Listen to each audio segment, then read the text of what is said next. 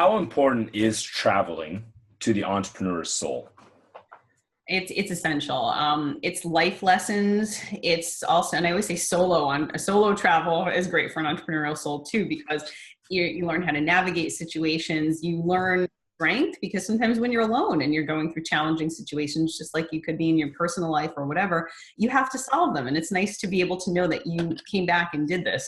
I think it's huge to be able to connect with people from other cultures because it gives you such an edge to be able to grow globally too. I mean, a lot of us, we sit here in the US and we think, okay, our business is here, but you always have to think bigger. Like, could I apply this somewhere else? And once you get yourself out of your zone and travel, you see that. And also just to restore yourself, like we said with the power jumps, that's part of the reason why. That's why I travel so much on these short breaks. People say, what are you, crazy? You're going to go to Europe for 2 days? Yes, I've gone to Europe for 1 day because I needed it. What we do is we curate experiences really for people that want a journey that leaves a footprint on your soul. So something that'll stay with you.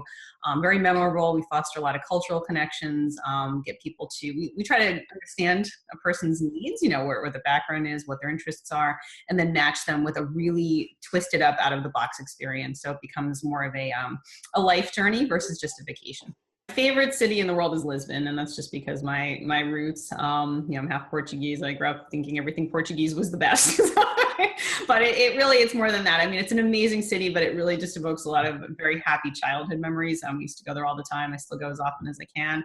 And one of the nice things about it is truly Europe as it once was. You don't find a lot of, fast food joints and, overgrown, city plots and things like that. It's just charming, beautiful. It's got everything. It's got the beach. It's got the, the old world feel and amazing food. So, and it's for me, it's about a 5-hour flight. So it's easier than California. So always say to do it. I mean, that's number one. Okay. Cause I think if you have a dream, you should pursue it. But I also think it's really important to have some sort of it doesn't have to be a life plan. It doesn't have to be overly thought out. I'm very impulsive. I mean, I just have a really good gut instinct. Or are you doing something that's filling your heart, filling your soul, making you want to go further and making you want to build? They need a change. They need an adventure, and they do not have to be extremely affluent. They don't have to have a massive budget. We will find something for them.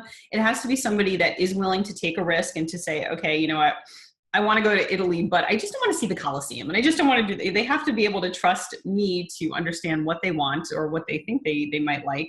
And somebody willing to go out of their comfort zone, because I'm going to put them in things like, we have somebody going to Paris, and instead of a city tour, we're doing a city tour by sidecar, with a motorcycle. So, and he's cool with that, so we try to push people a little bit so that they don't come back and say, yeah, I was on a bus, I saw the Eiffel Tower, that was great, got off for 10 minutes. Somebody with a thirst, and somebody that wants to, as I said, just kind of, feel a destination and meet people.